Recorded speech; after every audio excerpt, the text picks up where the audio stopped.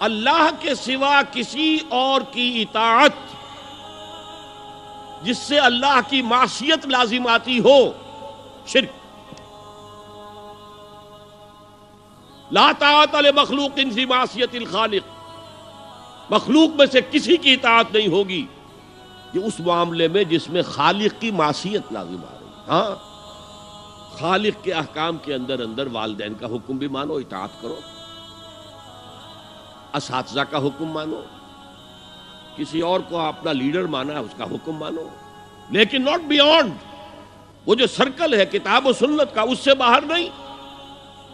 لا طاعت لمخلوق فی معصیت الخالق، یہ آپ الجبرے کے فارمولے کے طور پر اپنے سامنے رکھیے، اب اسے اپلائی کیجئے جیسے فارمولوں کے ذریعے سے پھر بڑے بڑے وہ سم جو ہے وہ حل کیے جاتے تھے سوالات۔ صبح کا وقت ہے، آنکھ بھی کھلی ہے، کوئی اذان کی آواز بھی کان میں آئی ہے، آپ کا نفس کہتا ہے ابھی سو جی، آپ نے اپنی چادر یا کمبل کو درست کیا اور کروٹ لی اور سو گئے۔ یہ کیا ہے؟ آپ نے کس کا حکم پیچھے پھینکا اور کس کا حکم مانا؟ اللہ کے حکم کو پیچھے پھینک دیا، نفس کے حکم کو آگے رکھا۔ یہ شرک، اس شرک کو جاننے والے بہت کم ہیں۔ مولانا روم نے خوب کہا تھا، نفس ما ہم کم ترس فرعون نیست لیکن اورعون ایراعون نیست، میرا نفس بھی فرعون سے کم نہیں ہے۔ فرعون نے کہا تھا نا الیس لی ملک مصر وہذہ الانہار تجری من تحتی، کیا اس ملک مصر کی حکومت میری نہیں ہے؟ اور سارا جو یہ آب پاشی کا نظام ہے، انہار کا نظام ہے، وہ میرے کنٹرول میں نہیں ہے؟ جس کا چاہوں موگا کھلا رکھوں، جس کا چاہوں بند کر دوں۔ یہ تھا خدائی کا دعویٰ، انا ربکم الاعلی۔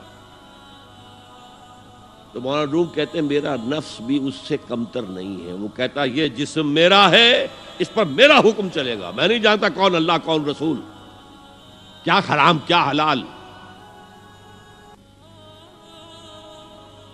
تو فرعون سے کم تو نہیں ہے میرا نفس، لیکن اورعون اس کی بہت مدد تھی، فوج تھی، لاؤ لشکر تھا، تو اس نے زبان سے بھی کہہ دیا کھل کر انا ربکم الاعلی۔ میں مسکین ہوں، غریب ہوں، میرے پاس کوئی طاقت نہیں ہے، میں زبان سے تو کچھ نہیں کہہ سکتا، اندر سے میرا نفس یہی کہتا۔ یہ نفس کی حکومت قرآن کہتا ہے، میں حیران ہوتا ہوں، دو جگہ یہ مضمون آیا ہے، ارأیت من اتخذ الہہ ہواہ افانت تکون علیہ وکیلا۔ اے نبی تم نے دیکھا اس شخص کو، اس کے حال پر غور کیا جس نے اپنی خواہش نفس کو اپنا الہ بنا لیا ہے۔ اللہ اکبر،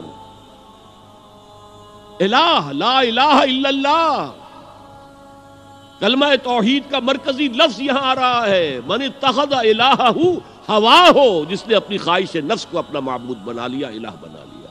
افانت تکون علیہ وکیلا، کیا آپ ایسے شخص کی کوئی ذمہ داری لے سکتے ہیں؟ سود حرام ہوا کرے جی، حرام ورام، ہمارا دھندا جو ہے وہ آگے بڑھ نہیں سکتا، تو اللہ کے حکم کو پیچھے ڈالا، نفس کے تقاضے کو آگے رکھا۔ کون معبود ہے آپ کا؟ نام عبداللہ رکھیے، نام عبد الرحمن رکھیے، ہے عبد النفس، نفس کے بندے، نفس کے غلام۔ یہ میں نے یوں سمجھئے کہ جیسے میں نے ہجرت اور جہاد کی ڈیفینیشنز کی تھی۔ ہجرت کا بیس کیا ہے؟ پوچھا گیا ای الہجرت افضل یا رسول اللہ، اے اللہ کے رسول بتائیے سب سے اعلیٰ ہجرت کون سی ہے، افضل؟ فرمایا ان تہجر ما کرہ ربک، ہر اس چیز کو چھوڑ دو جو تمہارے رب کو پسند نہیں۔ آج رات ہی سے آپ ہجرت شروع کر سکتے ہیں۔ جائزہ لیجئے کیا کیا چیزیں میری زندگی میں خلاف شریعت ہے، تو اللہ کو ناپسند ہے، فیصلہ کیجئے کہ آج کے بعد نہیں ہوگی، ہجرت شروع ہو گئی، افضل الہجرہ، سب سے افضل ہجرت شروع ہو گئی۔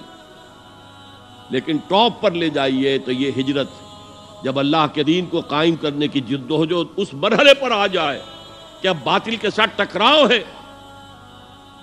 اور اب چاہیے کہ ساری قوت ایک مرکز پر جمع ہو جائے، ہجرت فرض کر دی گئی، وہ ہجرت گھر بار چھوڑ کر، اہل و عیال کو چھوڑ کر، اور مکے کے بھیڑیوں کے رحم و کرم پر چھوڑ کر اپنے گھر والوں کو جو لوگ ہجرت کر کے آئے، حکم تھا۔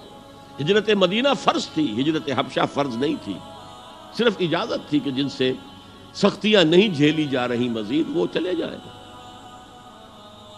تو ہجرت کا یہ ابتدائی نقطہ، انتہا یہ جہاد، المجاہد من جاہد نفسہ، جہاد تو یہاں سے شروع ہو گیا، اپنے نفس کے خلاف جہاد کرنا۔